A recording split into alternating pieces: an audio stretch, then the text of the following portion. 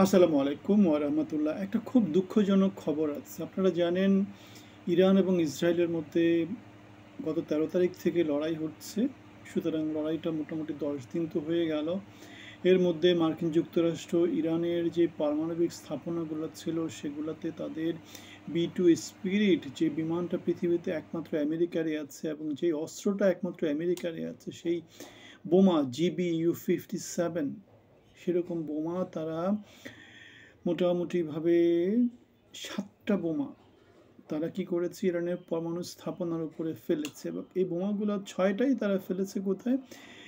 তারা ফেলেছে ফুরদুতে ফেলেছে এবং ফুরদুটা হচ্ছে গিয়ে মাটির নিচে পাহাড়ের নিচে ২০০ মিটার নিচে অবস্থিত ইরানের পরমাণু স্থাপনা, যেটা এমনভাবে তৈরি করা হয়েছে যাতে পৃথিবীর অন্য কোনো দেশ এখানে তাদের আক্রমণ পৌঁছাতে পারে না, শুধুমাত্র মার্কিন যুক্তরাষ্ট্র পারে। আমরা দেখেছি মার্কিন যুক্তরাষ্ট্র তাদের ১৫০টা জঙ্গি বিমান নিয়ে কি করেছে, রাতের আধারে ইরানের পরমাণু স্থাপনার উপরে আক্রমণ করেছে এবং তারা আরেকটা কাজ করেছে, তারা ইরানের অন্য দুটো স্থাপনা যেটাকে বলা হচ্ছে ইস্পাহান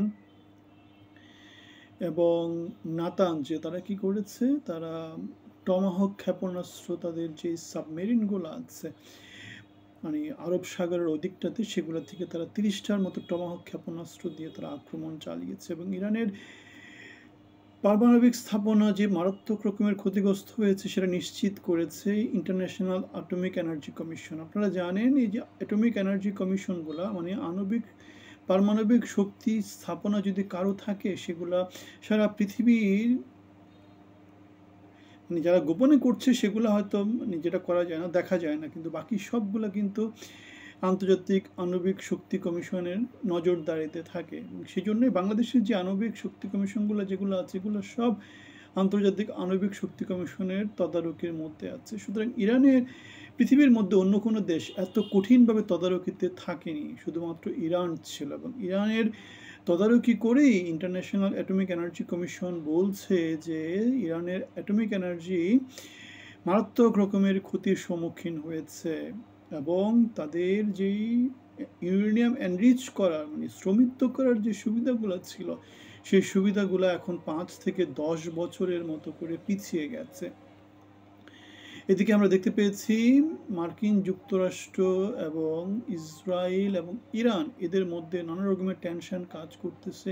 ইরান রিটেলিয়েটরি হিসেবে কি করবে সেটা তারা ঠিক করছে, তারা হরমুজ প্রণালী বন্ধ করে দিবে কিনা। হরমুজ প্রণালী বন্ধ করে দিলে সারা পৃথিবীর তেলের সাপ্লাই ব্যাহত হবে, শিল্প উৎপাদন ব্যাহত হবে, মানুষের জীবনযাত্রা প্রচণ্ড রকমের স্তীমিত হয়ে যাবে এবং যার ফলে যেটা দেখা যাবে পৃথিবীর মধ্যে একটা রিসেশন চলে আসতে পারে। এই অবস্থায় মার্কিন যুক্তরাষ্ট্র চীনের কাছে তারা আহ্বান জানিয়েছে যাতে তারা চীন ইরানকে কনভিন্স করার চেষ্টা করতে পারে। এদিকে রাশিয়ার ভ্লাদিমির পুতিন সে আবার হুঙ্কার দিয়েছে যে এই কাজটা কোনোভাবেই করা উচিত হয়নি মার্কিন যুক্তরাষ্ট্রের।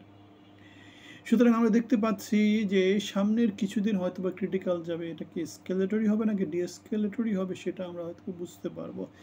তবে মার্কিন যুক্তরাষ্ট্র জিনিসটাকে আর বাড়াতে চাচ্ছে না, কারণ আমরা দেখেছি ইসরায়েল সবসময় চেয়েছে ইরানের রেজিমটা চেঞ্জ হোক, ইরানের খমেনি শাসনের অবসান হোক, কিন্তু মার্কিন যুক্তরাষ্ট্র নিউক্লিয়ার অস্ত্রকেই শুধুমাত্র তাদের থামিয়ে দিতে চেয়েছে, রেজিম চেঞ্জ করতে চায়নি। সুতরাং ডিএসকেলেটরি মুভমেন্টে আমেরিকা আছে।